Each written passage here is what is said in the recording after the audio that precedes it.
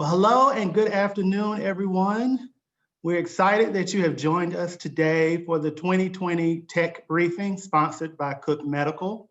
I am Walter Farabee, and on behalf of Greater Winston-Salem, Inc., we are so pleased that you have registered for yet another Zoom event. However, we promise that this one will be much more interesting than many others that you have attended in the past number of months. 2020 has been a year for the record books. I am certain that no one in their right mind would have ever predicted things would go like this. Through all the uncertainties, life does go on. Institutions and companies here in Winston-Salem continue to live up to our motto as the city of art and innovation. Creativity and technological advancement live on in the midst of this horrific pandemic. As Greater Winston-Salem, Inc. and the Tech Council, we couldn't let this year keep us from celebrating the works of our local organizations. For today's tech briefing, we have some great presenters. Before we continue, we must recognize our sponsor, Cook Medical, who for years has supported the Tech Council, which puts on this briefing and the speaker series throughout the year. We are so appreciative of their sponsorship and presence in our community. To speak on their behalf, we have Scott Sewell, the VP of External Affairs at Cook Medical, to provide remarks.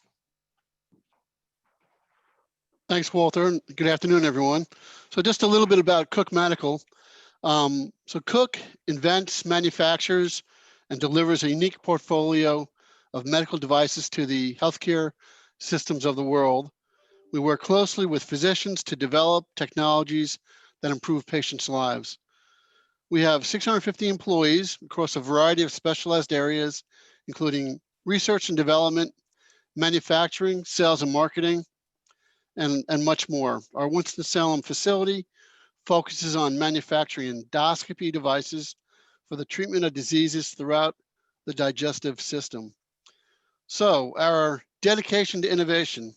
At Cook Medical, we're dedicated to innovation. Innovation allows us to design, develop, and continuously improve our minimally invasive devices and the way they're delivered to hospitals and doctors throughout the world. We're also dedicated to finding simple solutions to complex problems, and innovation is key to this philosophy.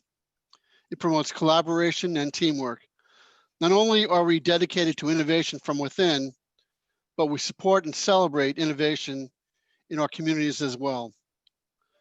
Why are we interested in the Tech Council? As Walter pointed out, we've been a sponsor of the Tech Council for many years now. We're fortunate and grateful to be part of the Winston-Salem community, a community, as you all know, that thrives on innovation.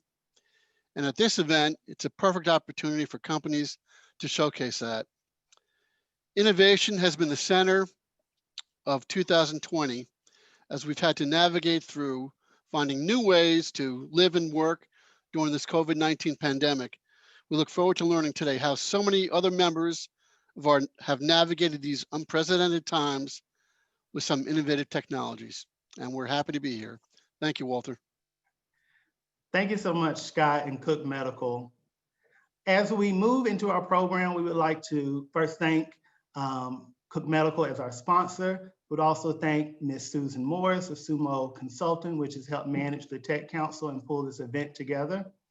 And next, I would like to introduce our first speaker, who also is the 2020 chair of the Greater Winston-Salem, Inc. Tech Council. Dr. Deanne Wesley is the Associate Dean in the Davis iTech Cyber Center at Forsyth Technical Community College and the former department chair and Information Systems Security Program Coordinator at Forsyth Tech. In addition to leading the Tech Council, Dr. Wesley is our first speaker today and will share how Forsyth Tech has been successful in 2020, even during a pandemic. Thank you so much, Walter. I appreciate the introduction, and I'm very pleased to be here with you today. I want to start by saying we know the threat in cyber. We know that it is large. We know there's many threats, And it's not about if you will be hacked, it's when you will be hacked. With that said, I want to share my screen with you, and we'll talk about, I have a presentation, and we will talk about how Foresight Tech is helping to combat some of these threats by training our students to be the next cyber warriors. And so I hope everyone can see my screen now. Okay. All right. So Foresight Tech has 10 technology programs. Let's put it in a mode so you can see. I'm not sure if you guys can see my slides moving or not. Okay, there we go. Foresight Tech has 10 technical programs as a part of the Davis iTech Cybersecurity Center. Those programs range from database management and reporting, project management, health business informatics, program development and software, computer information technology, networking, web technologies. And the last two we will focus on today, which is the IT cyber program and IT systems program. Those programs are designated by the National Security Agency as a center of academic excellence. And so this destination is a prestigious destination that has is very, very good for our students and keep them very competitive in the work world. To get our program certified, we had to go through a rigorous process. We had to turn in all our curriculum and all of our programs, and they had to be mapped to the National Security Agency's criteria. And there is many, many, many criteria. We are pleased to say we map to that, and we've become a center of academic excellence for cybersecurity. That destination has to be renewed every 5 years, and earlier this year we renewed for additional 5 years. That being said, those program offerings under the CAE is the Associate of Applied Science and IT System Security, IT Cybersecurity Associates, as well as we have many certifications under both of these degree programs. I've named a few of them here for you. IT System Security Certificate, a Cyber Certificate, and IT System Security Cyber Defense Certificate. On the bottom of the screen, you'll see we have a Cyber Center virtual presence online, and I know that our host will share this URL with you so you can go to our Cyber Center and look at those programs in depth. So the goals of the Cybersecurity Center is to, some of them I listed here, is to become a national directory dual credit, dual enrollment programs as the CAE programs at the CAE institution. And what that means is that under the CAE, we are able to apply for numerous grants. One of the grants we've applied for and have been given at this point is called the K through 12 initiative. And under that initiative, one of our goals is to create a national directory. And in that national directory is for any CAE school, community college, or university that has MOUs with K through 12 space, other colleges, 2-year colleges, 4-year colleges. And this will be a place where all of these MOUs and all of the articulation agreements can be stored so that any community partner, any business can go have access to and go in and see what schools are offering. If you're offering an intelligence degree and you need someone in intelligence, you can go in and say, oh, these schools have partners with these schools, and maybe I can get some students to work for me. Or parents can go in and say, hey, my son or daughter is each interested in cyber. What school can they attend? What scholarships do they have? And they can go to this place and get that information. So under the K through 12 pipeline grant that we are part of, we will be setting up this national directory. Another part of what we're going to be doing is support and coordination with Southeast institutions. So we are a regional, we're one of 4 regional hubs for cybersecurity in the Southeast region. That region consists of Puerto Rico, Florida, North Carolina, Virginia, Tennessee, and there's one more that escapes me. But we are going to support all of the 4 national hubs will be supporting all of the regions and supporting them with career fairs for K through 12, as well as university, presentation, resources, any of those things that's needed, we will support that region. We're going to increase the number of students interested in cybersecurity careers. As you know, we do not have enough women in cyber. It's only about 1% of women that's in cyber degree programs, and STEM is less than that across the board. So we want to support women to help them get in this field, in the not just cyber, but in the IT STEM field. And so we'll be doing a lot of focus on bringing females into these programs. And we're going to be doing that with a lot of different ways, camps, career fairs, those types of initiative presentation, partnerships with industry. And then the other thing we would like to do is increase the matriculation retention between K-12 and the college coursework. So we know that sometimes K through 12 students have barriers to coming into programs, and also barriers in staying into our programs and retaining them. So there's a lot of initiatives around how to keep them, how to engage them, how to get them resources they need so they can feel supported as they go through our programs at Foresight Tech.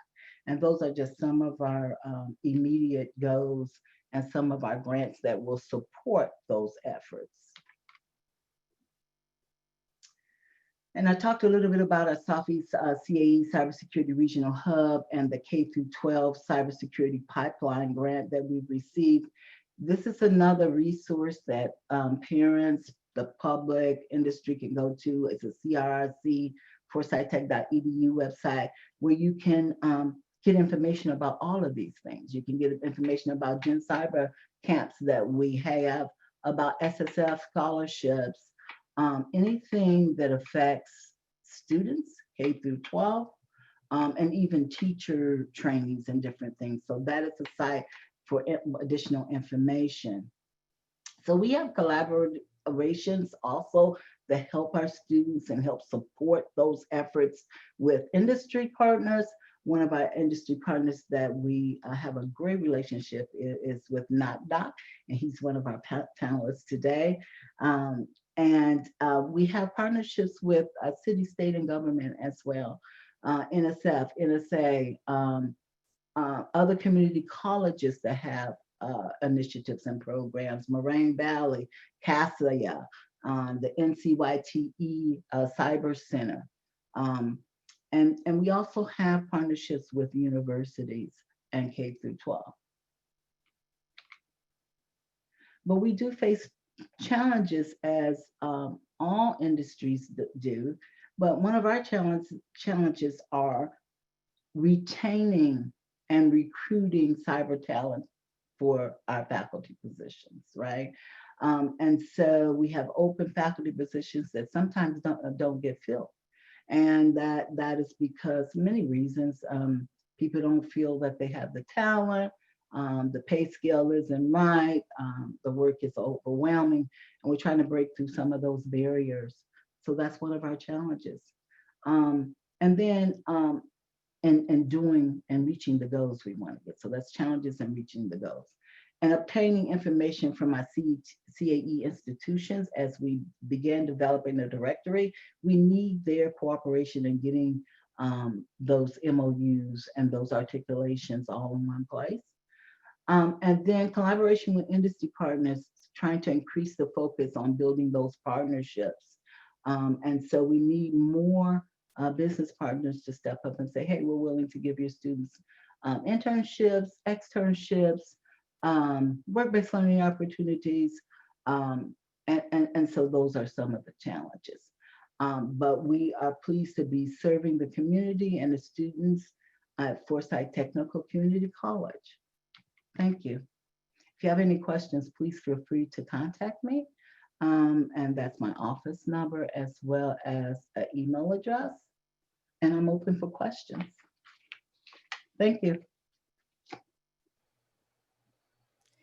And if any of the audience members have any questions, we have about 5 minutes to answer any questions that you may have. You can just place them into the chat, asking Dr. Wesley about anything going on at Forsyth Tech before we start with our next speaker. Thank you, Susan.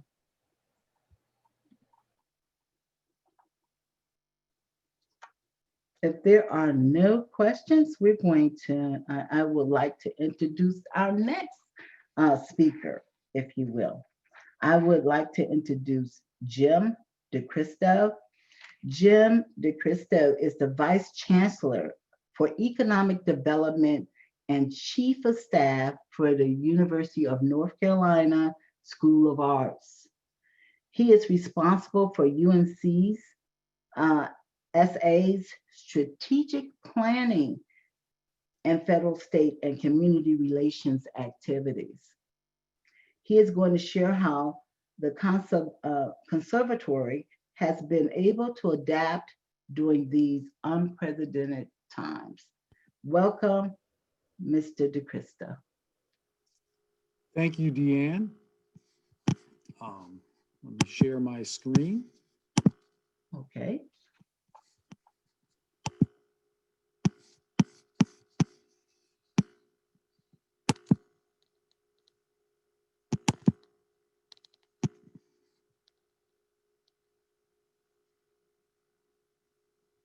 Okay.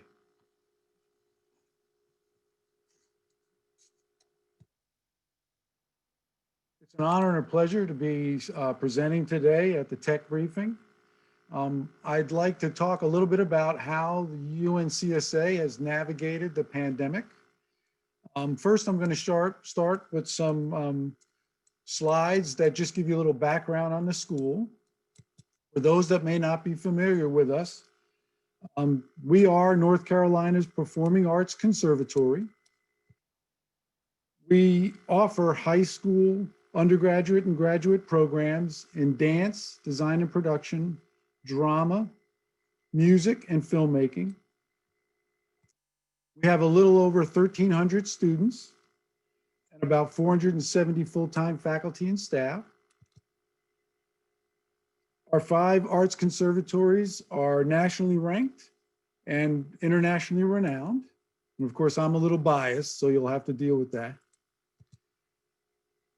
It's truly a one of a kind. It is the only standalone public performing arts conservatory of its kind in the country. Basically, everybody is here at the School of the Arts for the same reason, and that is art. We're located right here in beautiful Winston-Salem. There's a little shot of our campus in springtime. And yes, we are the Fighting Pickles. If you didn't know it, our mascot is the mighty, undefeated Fighting Pickle. So, starting off, I'd like to talk a little bit about how we reacted last spring. As many of you remember, back in March, everything shut down. Our students went home for spring break and on a Friday, and that next Friday, we told them not to come back. Everything was forced to online instruction. There was no time to redesign classes or, adjust in really any way. I mean, students even left things here on campus and they had to come back later to get them out of their dormitory rooms and so forth because things just shut down so quickly. We were laser focused initially in the short term on just getting through the semester and making sure students were provided the opportunity to continue their education and be promoted or graduate from school. After deciding to go online, we quickly realized that many students, it exposed many other issues that students had with trying to work from alternate places. Some students had housing issues and really didn't have a place to go. Other students were experiencing food insecurity, technology, having the right technology, having access to the internet, sufficient access. These were all problems that plagued our students as we initially started. We worked hard to help them again with the things that they needed. We were fortunate to receive funding from the Federal CARES Act, which helped students directly, and also through the private support of many individuals at the school for emergency relief fund that allowed us to provide food and new computers and hotspots and things like that to students so that they could be successful. So it wasn't too long after that, maybe a couple of weeks after that, that we really realized the many challenges that stood ahead of us as we were going to move forward. You know, there were a lot of questions. There were things like, how will we make the campus safe for the return of students in in-person instruction? Will students even want to come back given the circumstances and the limitations that we may have? Will new students enroll? What support will the students need when they come back? You know, many of their families were very affected by the pandemic. You know, primary breadwinners lost their jobs. So students had a lot of difficulties with finances. We had to figure out how we could, you know, eat safely together, how we could, you know, live safely together. And then we had to figure out, you know, how much it would all cost and the funds, where we would get the funds to pay for it. So the real hard work started then. We set up 11 task forces that included faculty, staff, and students to really dig deep into the various areas that we needed to work in. You know, we were really forced to do what we say we do as artists, and that's be creative. You know, we were not all on the same page here. I mean, we had, you know, people who were afraid about coming back to school and worried about health aspects and things like that. Then we had others that were very concerned about what happens to students if we didn't go back and we didn't reopen, and if we only stayed online, and if and what impact that would have on the school in general. So what we did what we always hope to do and what we teach our students to do, and that's, you know, reinvent ways to do things.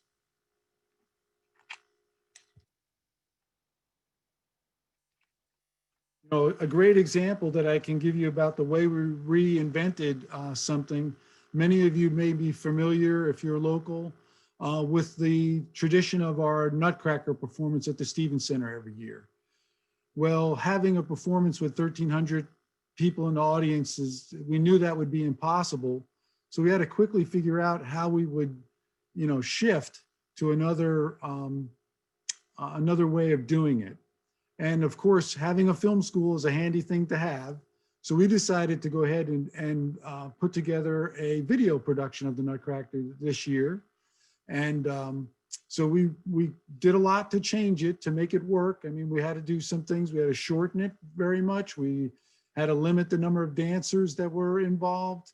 But we also could add a lot to it because it was a video production. We were able to do new work with new costumes and new scenic elements. We were able to create new choreography. We were able to get new camera angles and to do things that, you know, and to see things in close-ups and so forth that you would never see from the seat in the audience. So we really took it as an opportunity to kind of reinvent the whole experience, but maintain the tradition of what we've done since the school opened basically in 1965. And we produced a Nutcracker every year It is really the final exam for the fall semester for our dancers, our design and production students, and our musicians. It is what you see, and what you'll see if you watch the performance is all students, and it's all student driven. So I'll give a little plug, you can see it. It'll be available on demand after December 17th on our website, and it will also air a few times on UNC TV, I know for sure, Christmas Eve and Christmas Day. So if you want to see how students come together and respond to something that could have been very debilitating and actually come up with a wonderful product and a wonderful performance, please check it out online. We know well that we're not out of the woods. We have a lot that we need to do still. There's a lot we need to learn. I want to go back here and just highlight a few things. I skipped a slide. From a health and safety standpoint, we were very fortunate this past fall semester. We only had 18 student cases on campus total, which we felt was excellent. We had another 15 cases in the faculty, staff, and students. Thank goodness everyone's doing well. We currently have no active cases on campus, as all the students have gone home just before Thanksgiving, and we have a limited number of people on campus right now working. We were fully enrolled, something we were very worried about, but we came through that and ended up being fully enrolled. We actually grew a little bit in our high school. We were able to deliver 85% of our classes over the semester in person or in hybrid instruction, where hybrid was defined as at least 50% in person. As I discussed, we developed many new approaches and collaborations to what we were doing. And, our main idea was to aim where the industry will be. In other words, to prepare our students for a new world, a new industry that would be changed by the pandemic, and teach them the techniques that they would need to stay safe in their fields. As I said, we know we're not out of the woods. We're beginning the planning and working hard on the spring semester. So what did we learn? We learned that, the best thing we could do are multiple layers of mitigation strategies to lower risk. Everybody was involved. We pulled all the big levers we could find. We pulled all the little levers we could find. We did everything we could think about to make things safer. And that involved, masks and hand washings and the basic things like that, all the way through to new technologies, physical barriers and separations, all kinds of different ways of approaching it, new systems as far as enhanced HVAC and air scrubbing, just everything that we could possibly think of. And really, we got great help from the people that do the work every day, and they figured out amazing ways to maintain interaction safely with their students and to work together. And the students were great. They knew that they wanted to be here, that they couldn't do online what we do here in person. So they were really good about being careful and following the protocols. So, we're going to keep the things that make us better. We found some things through this process that are actually great online and work very well online. We'll keep those, and we'll continue to try to lead and not follow. So that's a quick summary, and I thank you again for the opportunity, and I'm happy to answer any questions that people may have.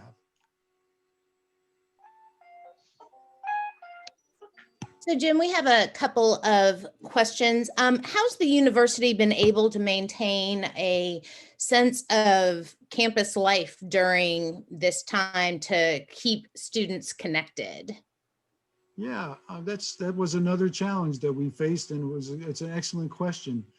We did everything from Wellness Wednesdays, where we basically had no classes that day and just focused on providing ways for the students to relax or to have a little extra time to be mindful through things like yoga and other kinds of experiences. Our student affairs people did an excellent job of continuing to provide outdoor activities and things that would be safe for the students throughout the semester, so that fun aspect of it was maintained and they were able to interact in a safe environment. a lot of supervision involved in that, but basically, you know, we knew that was going to be really important, and that wellness and mental well-being was going to be something that we needed to focus on right from the beginning. And I think our student affairs people did an excellent job.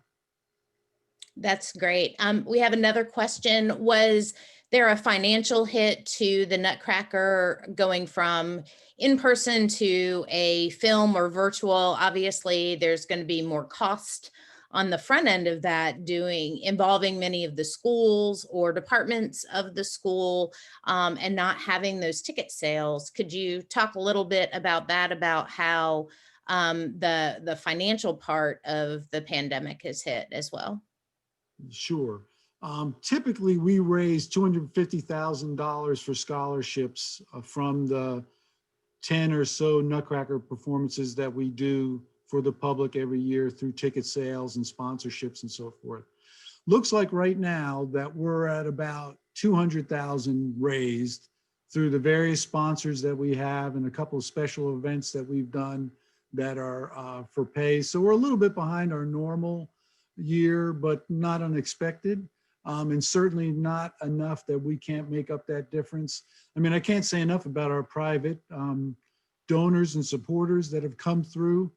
They've really been great. They jumped in right away and wanted to help the students in all kinds of ways. I mean, we've had people bringing food for our food pantry for the students that were experiencing food insecurity when our dining services shut down from the very beginning. So yes, you know, there were certain new costs that were involved, but in the end, I think we'll clear close to what we normally do through a lot of hard work and effort. And of course, you know, a lot of things we can do, we do ourselves. So, and the students do them. So, you know, we can keep the costs down and still achieve a great performance and product.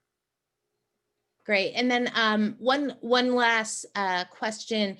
For international students, because we know that you have a number of international students that attend School of the Arts, are they able to, were they able to come to campus initially? And if so, are they staying throughout the year, or will they be able to travel home during this month of December?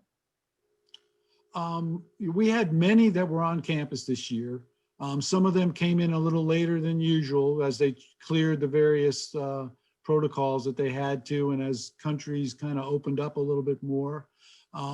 We expect that we'll have a handful of students that'll be with us for the whole winter break that won't be able to go home because of the pandemic. But that's not, you know, completely unusual.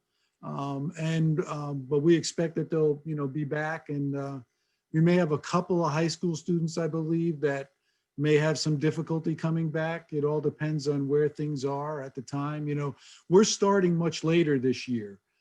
We've taken this extended break to kind of try to miss what we hope was the peak flu season and pandemic season. So we don't restart classes until February 8th. So we're one of the last schools to restart, and we're hoping that'll provide a window to get through some of the, you know, the worst of this winter season. And when we come back, enter a time where things should continue to improve as the semester goes forward. So we continue to work with and recruit international students. I think we had a couple that chose to be all online, and where that was possible, we accommodated the students so they could do their work online if they couldn't physically be here. And then we do have one last question. It says, given the ongoing focus on STEM, this being a Tech and Innovation Council in Winston-Salem area, are there any examples of how UNCSA has implemented ideas for adding arts or STEAM? Could you repeat the last part of that, please? Sure. Given the ongoing focus on STEM in the Winston-Salem area, the science, technology, engineering, and math, are there any examples of how UNCSA has implemented ideas for adding arts like STEAM? Yeah, well, I would say, you know, we've added some programs on campus that really are much more technical in many ways. So we've gotten more into animatronics, the combination of robotics and art, basically. And we also have done a lot of work. We set up the Media and Emerging Technology Lab in our film school that's getting deeply into motion capture and into virtual reality and augmented reality.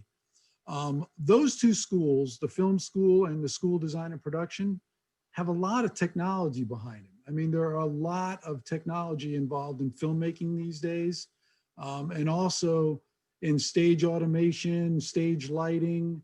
You know, I'm an electrical engineer by training, and I can tell you by looking at the work that some of the students do in our lighting departments and our animation departments, that they are practically getting an engineering degree. I mean, they have to know everything that I learned in school and more, and they have to be artistic about it. So it's a really amazingly talented person that can span those worlds and do some of the amazing things that they do and the things that they create. So, you know, that to us is, you know, how we've kind of tried to play, I guess, a little bit in the STEM field. And we promote that to the university system and to the legislature, you know, trying to make sure people understand that it's, you know, we love our dancers and we love our violin players, but it, you know, it goes a lot further than that. And the entertainment industry is a big industry. I mean, it's show business. I mean, it's one of the largest, you know, concerns if you look at it, you know, collectively in the United States, and it has a very positive trade balance, you know, so there are a lot of great things about the business side of the arts too, that we try to make sure people understand and know. Great. Thank you so much, Jim. Deanne, there was one question for you that was part of the first your presentation, asking about how the job market is for cybersecurity right now. Sure. I'd be happy to answer that, Susan. The job market is really great for cyber students. In Winston-Salem, we have companies that employ our students. And sometimes our students go in at level 1, entry level, but then they rise up to levels 2 and 3.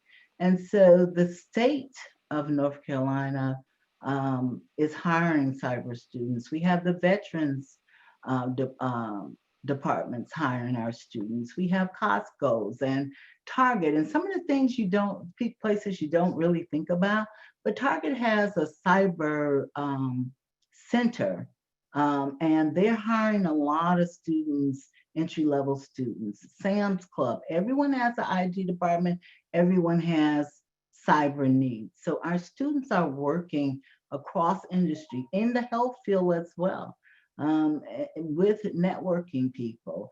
And Staley has hired many of our students, and they do everything, and I'm sure he'll talk a little bit about that. And then with data analytics. So there is a lot of places in North Carolina that's hiring our students, and a lot of our students also move to Maryland or Virginia and work for the government, NSA and intelligence units. So there is employment. Cyber is a hot field right now, and it is not going away anytime soon, as we need these cyber warriors to protect our nation.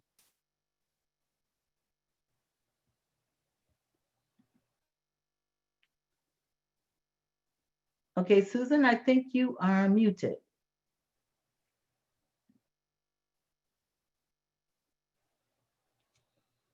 You would think I would know this by now, as everyone else. So thank you so much for that answer. And we are ready for you to introduce Stola. Sure. I'm pleased to present to you guys Stoley Swift. Stoley is a CEO of Nutcracker Technologies Support and Services Organization. He provides 24/7, 365 days a week world support, okay? He manages 90 service providers and their 500 plus customers around the world. Stoley will be sharing the tools that Knockdock has used and implemented since February while his team works remotely. We'll be happy to hear some of those resources that you have. Welcome. Thanks, Dan. I appreciate it. Hey, everybody. Wanted to share just a little bit of what we've been experiencing and what our customers are experiencing working in this remote COVID, environment. We currently have 4 service towers that we provide services for. So we have a security operations center, a network operations center, a service desk, and the engineering for voice and data services. Our customers range from Australia to Alaska, right? And all the services are delivered out of here in Winston-Salem, North Carolina. So we provide 24/7 support, 11 different shifts from a level 2 facility. Everybody was working together. And come the February timeframe, we ran into the same challenges that everybody else was and our customers is we were looking at our infrastructure, our teams were working together, our customers were working, and all at the same time, the world melted. So we said, okay, we'll just implement our DR plan. So a week turned into a month and turned to a quarter to, well, we got to figure out a new way to run our business. So I want to kind of share some of the things that we encountered, not only for ourselves, but with our customer base. And our customer base today really deals with, retail, manufacturing, small mom and pops, legal, financial services, all the way up to the number 8 bank in the world. And so we're trying to figure out, all right, how do we support them and what were the issues? And so I'm going to focus on 3 things. And if you look at anything from a takeaway is we've got to keep our train on the track. We were running 1,000 events a day, and we needed to continue communication, collaboration, and coordination, not only for ourselves, but you've got 450, 500 customers that were basically running their own disaster plans where everybody used to be working in a corporate office and was trying to figure out how they were going to run their business, how everybody was going to then, work from home, how they were going to get connections up to to their business environment, their phone systems, and still continue to run the boat behind the scenes. So those were the challenges we were facing. And so we looked internally at best practices, what we were finding not only for ourselves, but what we were trying to be asked to implement for our customers. And I'm going to pick on just a couple of things that I think might be a help if you haven't already implemented. One of the things that has been popular is migration of your email systems to Office 365 and leveraging that. So we basically really picked up on what we call the collaboration component of Microsoft Teams and really looked at what we were doing to exploit that and put our whole team on Microsoft Teams. So it was a migration activity. We were using normal ticketing platforms and everything, but the team was going to have to be able to be organized in a manner where they're used to sitting by each other. So the nice part was this platform gave us the ability to provide chat, a lunch room, a chat, coordination room, and the ability to basically work with, video conferencing and collaboration tools across the board. So that was real important. The other thing that we wanted was the ability to have what we call water coolers where people could post information and share. We run 11 different shifts. We're a 24/7 center, and people were used to talking to each other real time. And so the idea of how do I post information that the next shift, and the rest of the team could pick up important information. So that was one of our biggest, game changers of moving everybody onto that platform over the course. And we were trying to stay a week or 2 ahead of the time, game, because by the time we finished putting in Microsoft Teams, we were now being asked to replicate that for about 400 other companies and put their collaboration tools in. So that was one of the fun challenges back in the spring. The next thing was communications, was running a call center for both the SOC, the NOC, and the service desk. What we found was we needed to know who was checking in, who was checking out, who was on the phones. And so everybody needed that information so that we knew, with the technology that we're using, how to roll calls, how to get them to the agents. Because before we were all working in the same office. Now everybody is now working in 50, 60 different offices when it comes to working on their shift. So we basically deployed some better communication tools to monitor our phone systems and looked at making changes to our systems and regrouping our staff to basically so that they could work on making sure that we were answering all the calls in a timely manner. In addition, we had to change some of our workflow processes in what we called sweeper teams. So we took a few of the staff on each shift and basically pulled them back and put them up on the balcony to look at what the rest of the team was doing, and then took turns so there was no burnout of allowing the teams to share that information, and they would take turns getting up on the balcony, looking at the rest of the staff. So the idea of monitoring our communication channels to make sure that the customers were being serviced in a timely manner was really important. The next thing that was important to us was productivity. We considered ourselves as a fairly focused and productive team, but we wanted to see, moving a staff remote has its own challenges. It's not meant for everybody. And so we wanted to be able to manage the staff more efficiently. And so we put in some productivity tools like Time Doctor and deployed that.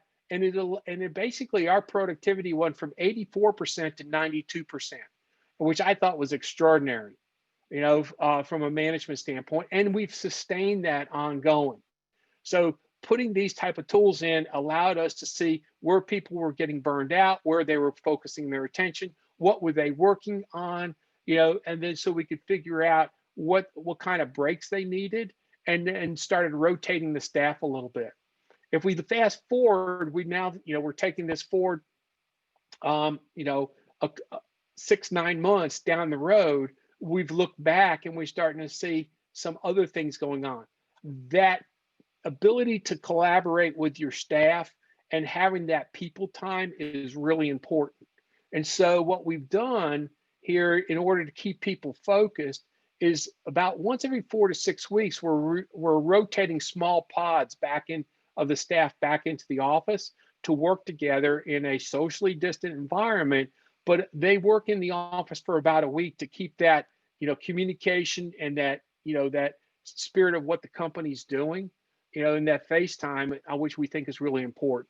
So if I were to go back and look at what were the important things that we were looking at is when we're, how do you keep your train on the tracks? How do you communicate? How do you collaborate? How do you coordinate? And what we found, listening to what our staff had to offer, was really important. And the other challenges we had was we have interns coming from Forsyth Tech, as Deanna mentioned earlier, that they are on our front lines dealing with security issues regarding what's popping up and what our customers are exposed to. We found that we've deployed a lot more email monitoring tools, virtual workforce and monitoring tools, spamming tools and things like that in order to keep a better eye on a distributed workforce. So those are some of the things that we found, working in this new environment, which we think is going to be our go forward environment and allowing us to continue to service our customers around the world. I'm going to open it up for questions. Okay, let's see.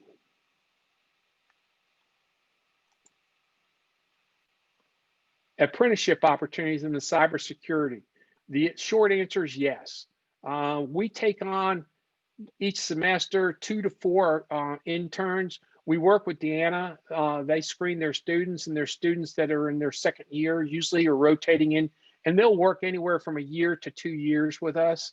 And as she said earlier, a lot of them end up in some of the 3-letter agencies as cyber analysts. So what we do is if you're doing 1,000 events a day, you'll do as an analyst or an engineer in our shop, about 1,000 events in a month per person. And so they're going to get some really good hands-on experience of dealing with, real world issues with tight timelines, maintaining customer service, and, testing out the skills that they've learned, going through school or, and then applying them into the workforce. Let's see, is there any other questions?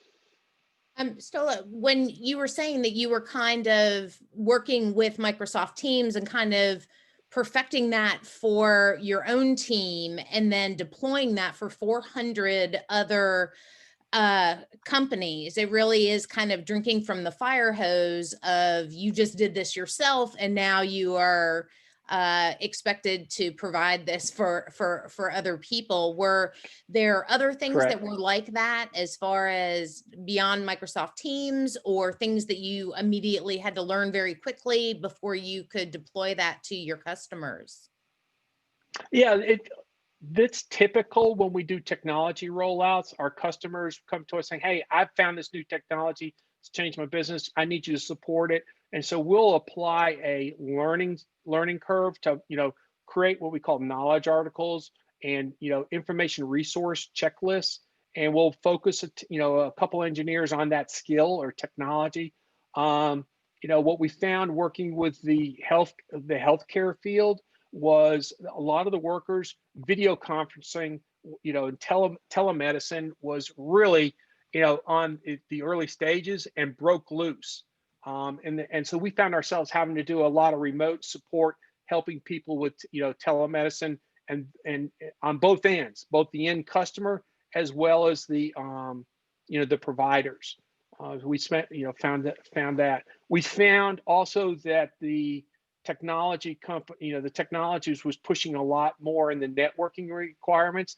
And now that, the home office that people have now became an extension of the business office. So we were having to beef up a lot of the home office by providing better security tests because they still had the same security requirements or compliance issues. It's now, instead of in a corporate office, it's just been blown up and put in, back into the home office. So we were helping people beef up and replace their equipment remotely and helping them pick and choose technologies that they could deploy quickly. And do you think a lot of your customers are going to continue using these different strategies that have been introduced as a result of COVID, but then find out that they are able to be more efficient as a result of adopting these new technologies or methods? Yeah, I'll use my workforce. I've had a lot of talks with my staff. They like working from home overall. By having them rotate back in a little bit keeps that continuity, but overall they find themselves more productive and focused. So I think that, the cat's out of the bag, and that, people are going to want to continue to work remotely or in a hybrid environment where they're remote or in-house. Working with some of the school systems, that's some of the areas that I see that are challenged in the onboarding and working remote. They've flushed out a lot of the issues, but still trying to provide a consistent method for the student to study from home. There's nothing like in-class learning.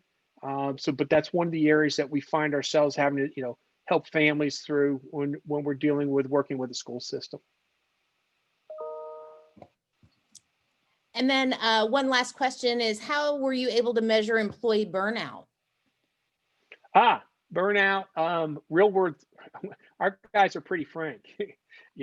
They tell us that they could also, with the productivity tools that we had deployed, you can start to see them lose focus on the work area and going and looking at things that that were distracting from the work time. So the productivity timers would go, from the 90%, that's really high productivity. My goal was an 85% and allowing a little bit of buffer for people to take a break. So when that number goes up, they basically, they kind of need a break. And by rotating them back in and changing some of their work habits. So working remotely is challenging, it's isolating and those types of things. But by allowing them to change their tasks. So instead of just answering the phone, they might become what we call our, a sweeper team that gets up and does something different for part of the day. So it's not the same thing all day long. And that was just from some feedback from our own staff on how could they make it more effective for themselves. Yeah, I think that a lot of people have found that adjustment time, usually there was that 5 o'clock or 6 o'clock time period where people would finish a traditional workday, leave an office, but work hours have kind of been a lot more flexible lately as people are working from home. There's not that additional time. So time that they would have necessarily spent traveling from the workplace to home, or something they have used for or put toward their productivity in their work day. So a lot of companies have noticed that productivity is actually either been maintained or has actually increased from people being able to work from home. Yeah, the balance is just monitoring the burnout, and listening and figuring out and changing things up periodically so that people don't get burned out. In our area is that, we work we're really fortunate at Winston-Salem to have a dedicated workforce. And that's one of the reasons I set this up here 12 years ago, was having worked this area. It's a great place in the tech sector.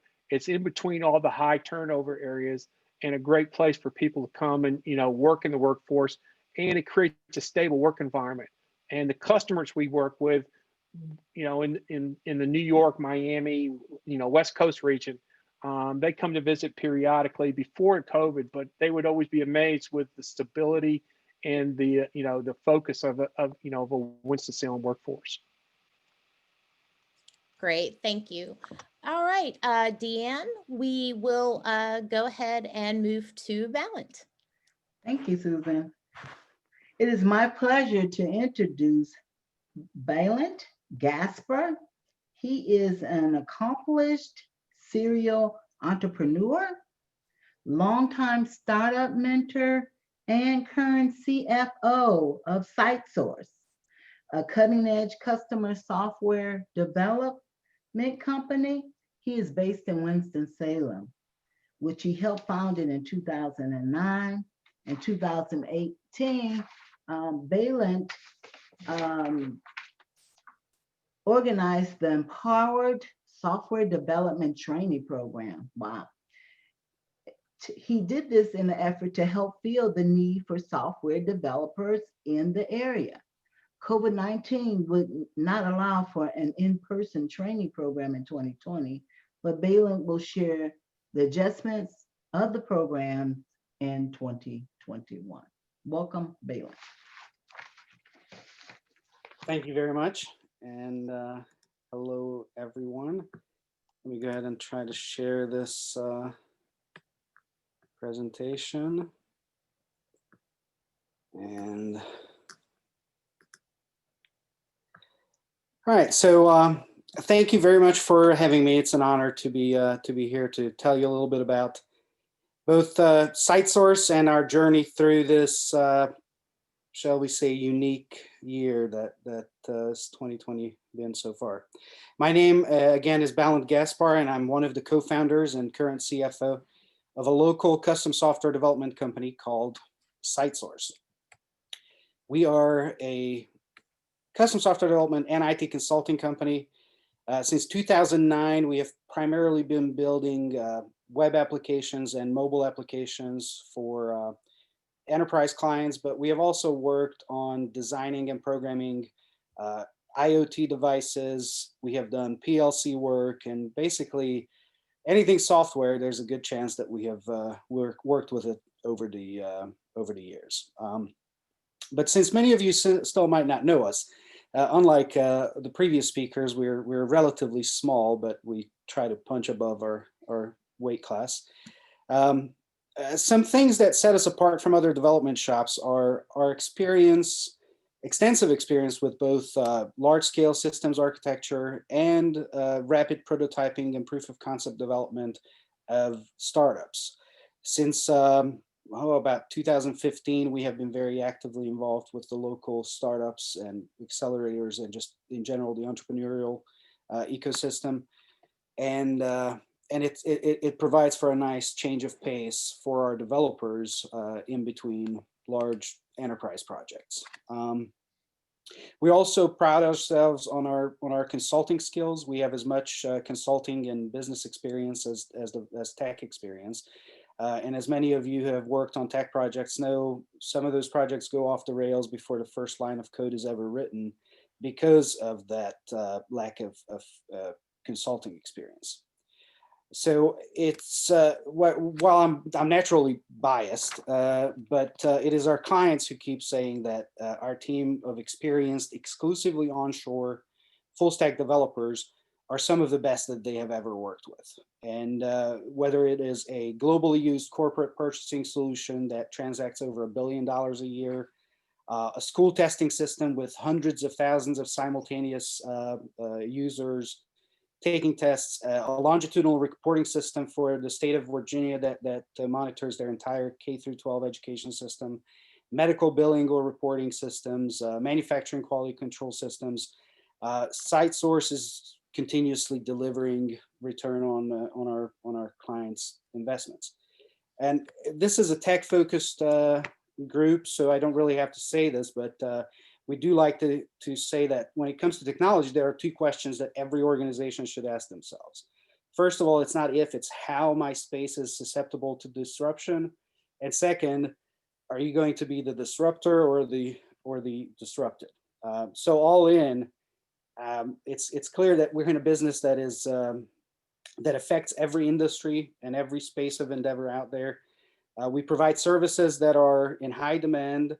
So what could possibly phase us, right? What could disrupt us? And of course, there comes 2020. So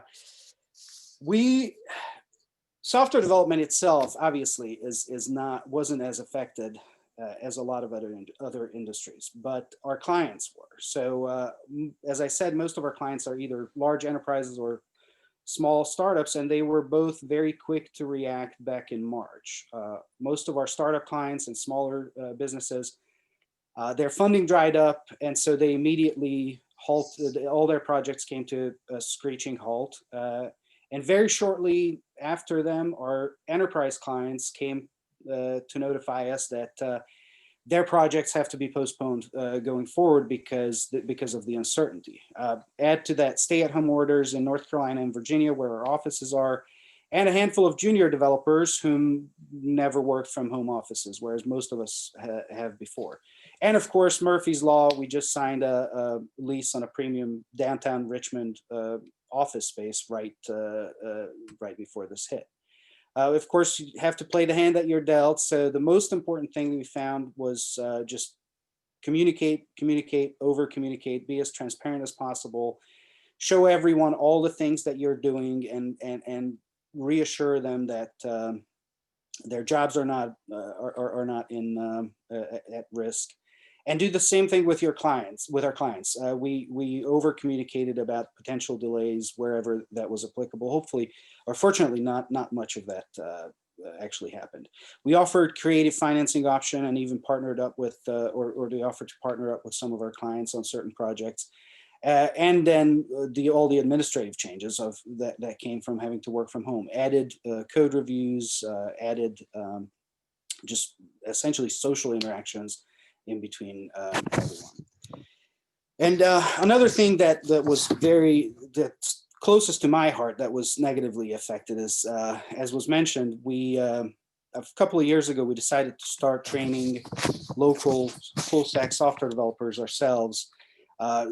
Traditional options either required too much of a time investment or too much of a monetary investment, which precluded a lot of people who otherwise were passionate about it, had the drive, had the aptitude, and ended up proving to make excellent software developers. So we did an 8-week full-time, 40+ hours a week coding academy for 44 people.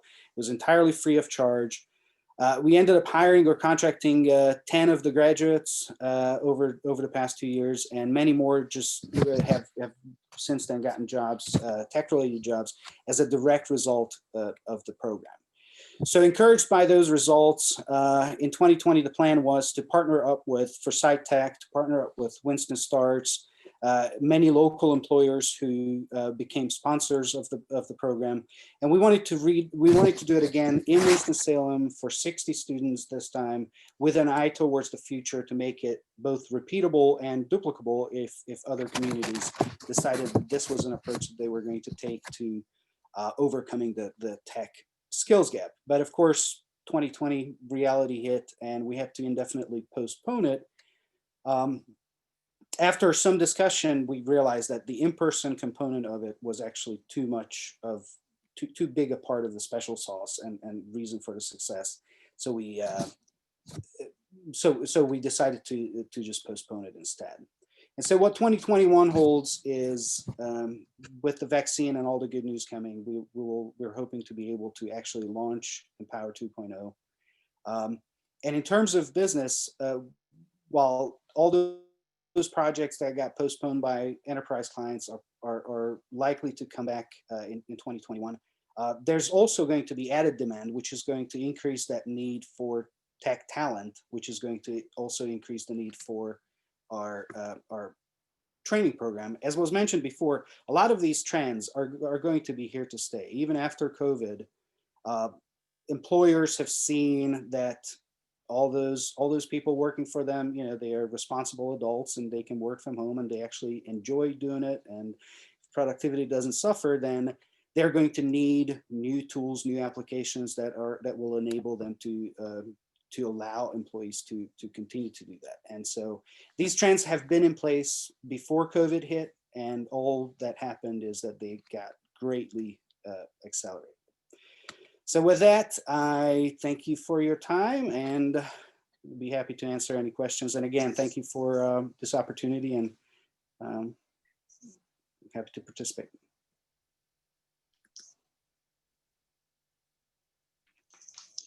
Yes, I am, most definitely. So I've seen it, sorry, I already see a question out there from Nancy, and we are definitely seeking strategic partners for Empower 2.0.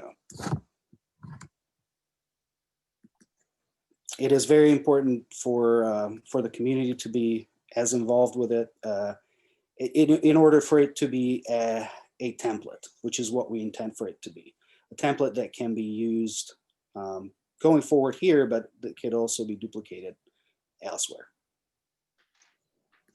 And Ballant, have you planned for an all virtual camp going forward so that it actually would be easier to scale it out to other areas? We have discussed it, but in the end, it is such an intense program. To launch somebody on a career from zero to be an individual or an independent contributor as a full stack developer, to do that in 8 weeks is an almost insane undertaking. It's like you mentioned drinking from fire hose. Well, this program was like drinking from simultaneous fire hose or multiple fire hose simultaneously, and our students can attest to it. And so in order to be able to go at that pace for that larger group, we had to be in person. We had to have a lot of TAs and docents along with the instructors. And as much as we thought about it, as much as we would have loved to pull it off, we just didn't see a way to do it remotely. And then as people who are working more in the remote field, is there something that the Tech Council or members of our audience can do to help you find students for this Empower 2.0? Or is it something that fills up very quickly, organically, or maybe you have a list from those who signed up last year, possibly doing it multiple times a year? All of the above. It actually oversubscribes very, very, very rapidly. The demand is tremendous out there.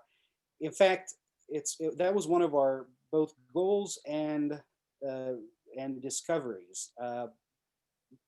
There's a problem in technology that the workforce is fairly homogenous, and so we were warned that that's what our student and candidate pool was going to look like. But lo and behold, once you remove all different obstacles, the demand for this career and to enter this career is completely ubiquitous. It's out there. And so our cohort was fully diverse, 50-50 male, female, ages ranging from 18 to early 60s. And so there's a lot of demand. But what we do need help with, and hopefully from the audience and from the Tech Council, is a number of things. First and foremost is that it's a skill that fades very quickly. So all these people would need apprenticeship opportunities, internship opportunities, almost immediately as soon as they finish the program. They will be equipped with the tools to hit the ground running, but they will still obviously need experience before they are full-time, full contributors to any team. But that is the biggest help that we're going to be seeking, as well as just sponsorships, because we offer a lot of help to make sure that there are no barriers to anyone who considers this, who's driven to enter this career. So we provide free laptops where necessary. We provide assistance with everything from transportation, with hopefully some local partnerships. We might even be able to offer housing assistance just to attract people from outside of our area, which actually, unbeknownst to us, happened in the first cohort, and people would come to Winston-Salem and rent a room just so they would be able to be part of the program. That's amazing. So thank you. We are hopeful that 2021 is kinder, and we can hopefully get some new coders in our area very, very soon, because we know that is an area that has been mentioned multiple times by multiple organizations that is needed. So Deanne, if you are ready, we will announce our last speaker. Sure, Susan, thank you. Our next speaker will be Drew Domisic. Drew is the Chief Financial Officer for Javara, a Winston-Salem-based integrated research organization driven to change the clinical research experience and expand access to clinical trials for both providers and patients. Drew will share information about Javara's partnership, Prevera Health, and their participation in Operation Warp Speed. Very interesting. This aims to have 300 million doses of safe, effective vaccine for COVID-19 by January 2021. Welcome, Drew. Yes, thank you very much for the kind introduction, and thank you for the opportunity to speak with you today. It's great to hear about other organizations and companies in the Winston community that are innovating and growing through this period, this challenging period, it's just been challenging for all of us, Javara included. Let me try to share my screen here. Quick.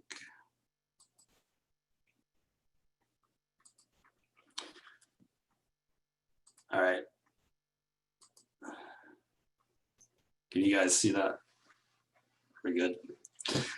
So I thought I'd just do a quick intro to Javara and what our company is about. You did hear in the introduction a little bit, but let me try to give a little bit more detail. We are an integrated research organization. What our core mission is making research a care option to improve outcomes for patients, as well as drive down the cost of healthcare, for health systems and patients generally. So what does that mean actually to be an integrated research organization? We are at the point of care providing the staff, process, technology, and infrastructure needed to conduct clinical trials. Historically, clinical trials really haven't been democratized, or patients haven't really had access out in the community Typically you have to go to an academic medical center where those trials are being run. Our mission and goal is to extend the reach of research out into the community where patients actually see their physician. We're a 2.5-year-old organization. Over the last 2.5 years, we've built 3 unique partnerships that you see on this screen. One with Privia Health, one with Wake Forest Baptist Health, and the other with Tryon Medical. These are 3 very different healthcare institutions or organizations. Privia is a practice management organization, which is a group of physicians that have been brought together by a common sort of back end. Wake Forest Baptist Health, as you all know, an academic medical center and now an academic health system with the merger of Atrium. And Tryon Medical Partners is based in Charlotte, North Carolina, and is just a multi-specialty practice physician group. The team at Javara, it's a very seasoned team. We have an average of over 14 years of experience in the clinical research arena, conducted over 10,000 trials, and engaged with over 200,000 patients, and really across all major therapeutic areas. So today I was asked to talk about our experience in working in Project Warp Speed, and the growth that it's afforded us as a company, through these challenging times and going forward.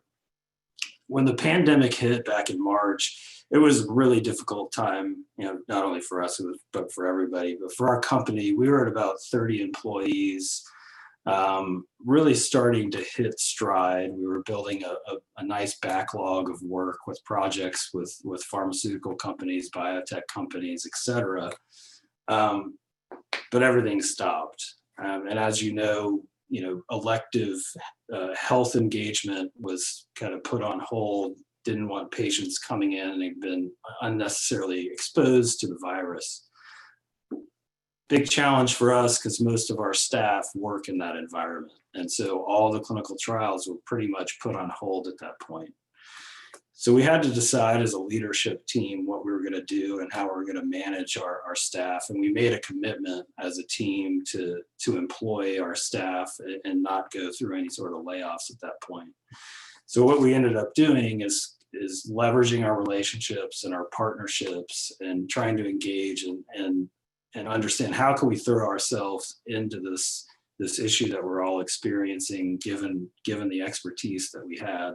We ended up engaging with the infectious disease department at Wake Forest. One of the doctors there had launched an idea around doing a community surveillance project. And through our relationships with Wake, we were able to help get that project off the ground and really help them think through patient engagement strategies that we could reach the community. And the surveillance program was all about tracking the virus and people engaging with the virus and the spread of the virus. Through our relationships in the industry, we were able to get Oracle to come in and partner as well. They brought a technology that was really engaged with patients and allowed them to, on a daily basis, track if they had symptoms, et cetera. And I will say the project was not funded at the time.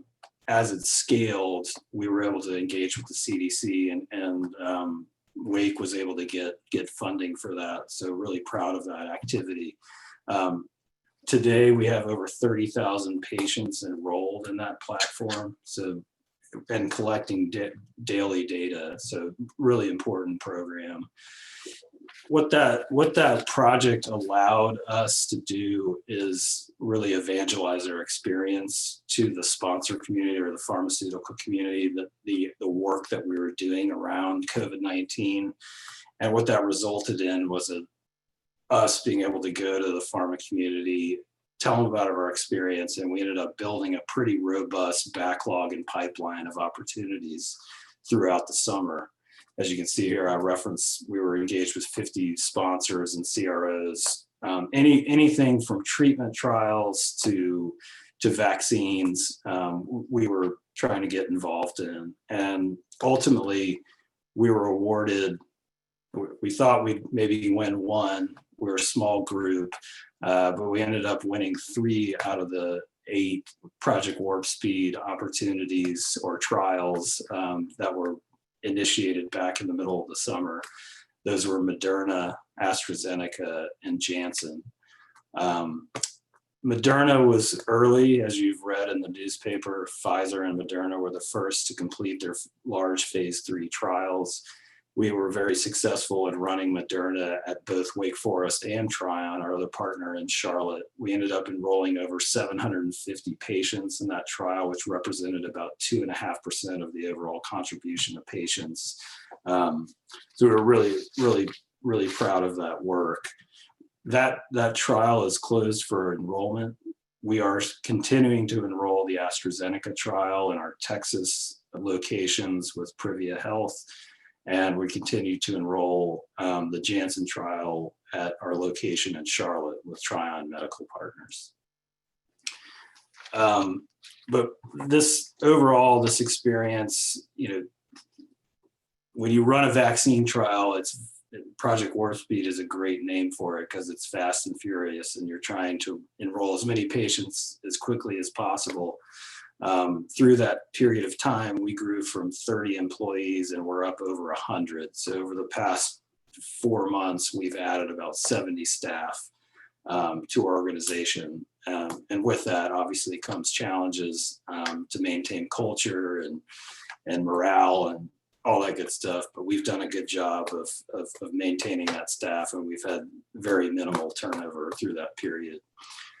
I was asked to talk about some lessons learned, and this slide's a bit hard to read from a data standpoint, but really at a high level, what we've learned through the community surveillance project, as well as these large vaccine trials, is that our health system and healthcare system generally isn't very well set up to reach underserved communities and minorities, diverse patient populations.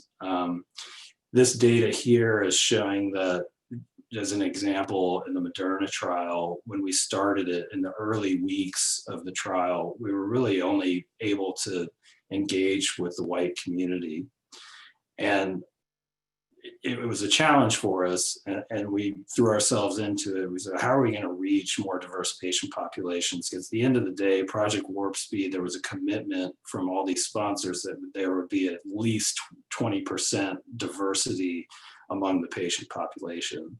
So we had to come up with different strategies to engage with these communities. And so we engaged with the United Way and church leaders and community leaders just to reach those underserved communities and diverse patient populations.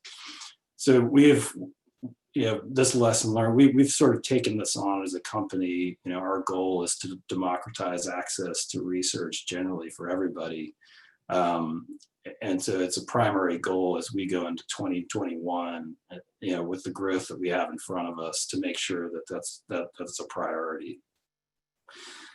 I'll stop there, and I know we're short on time, but if there are any questions, I'm happy to address them.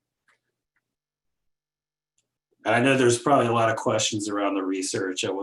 You will notice that my title's CFO, so if I can't answer your technical questions, I can get back to you. We had a comment from Russ Reed that says, I'm in the Moderna study. So that is great that Russ is participating in clinical trials. I know that it is so incredibly important to get these volunteers so that you are able to move further and faster. And then we also have some questions about, is your staff working locally or elsewhere? What did you find helpful to recruit such a large number of new staff in such a short period of time, since you've had to increase your staff by so much in the last few months? Yeah, so our staff is spread throughout the country. We're in 5 regions with our Privia relationship. That's in Texas, the Mid-Atlantic. So that's Maryland, Virginia. We're in Georgia, North Carolina. But yes, we do have staff locally in Winston-Salem at Wake Forest conducting the trial. One of the participants on the call just mentioned that they're in the Moderna study, and appreciate the shout out. We think the Javara staff's great too. And then we also have staff in the Charlotte area.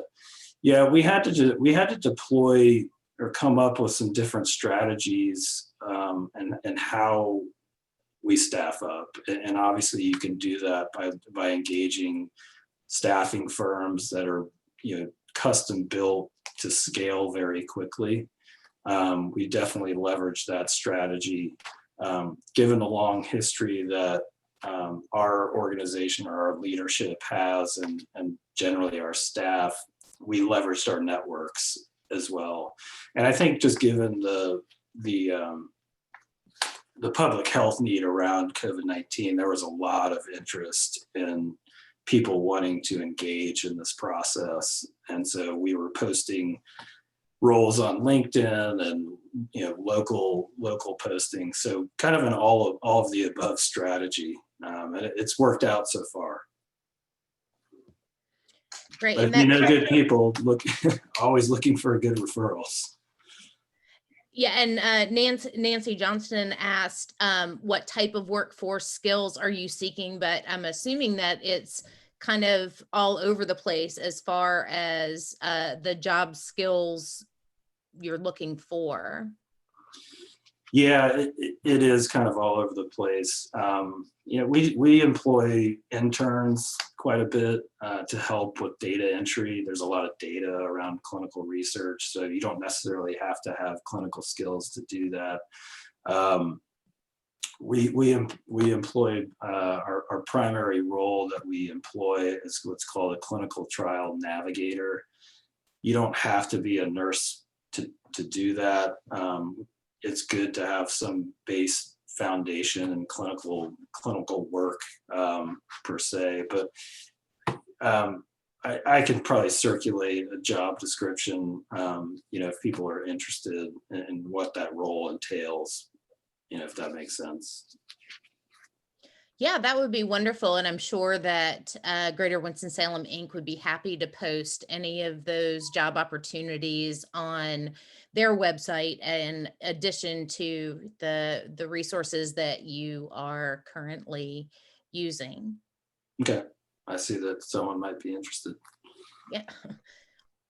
All right. Well, we are right on time, which is fantastic. And we will turn it over to Walter. Thanks, Susan. Well, that concludes our program for today. Thank you to all our presenters that shared about the amazing things going on at their organizations. Also, thank you to our sponsor, Cook Medical, members of the Tech Council, and our team members behind the scenes. Lastly, thank you to all of you for joining us today. And on behalf of Greater Winston-Salem Inc., have a great evening and happy holidays. Thank you, Walter and Thank you. team. Thank you, everybody. It's good.